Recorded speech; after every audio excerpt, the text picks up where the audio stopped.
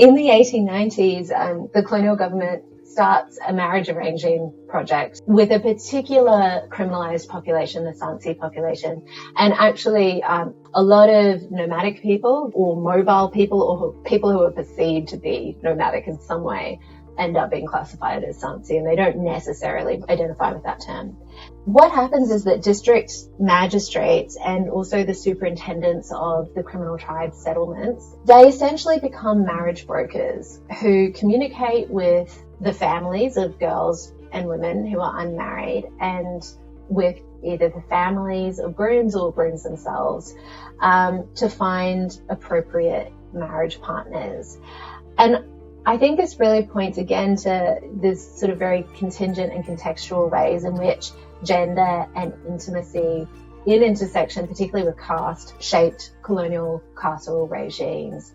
People who are criminalized as members of the Sansi community demanded official help with marrying their children. And this was because the Sansi population had been forcibly relocated in smaller family units and then scattered all over the eastern part of the northwestern provinces.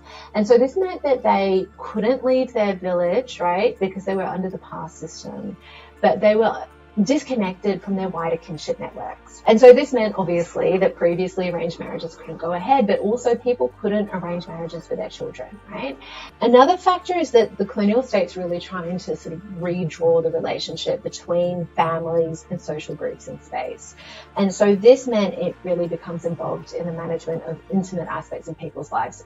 And as a part of this, the colonial state really becomes very concerned with single women and girls who are seen to be sort of disorderly in some ways and to need to be under male control, whether that's of the state or of their fathers or of a husband.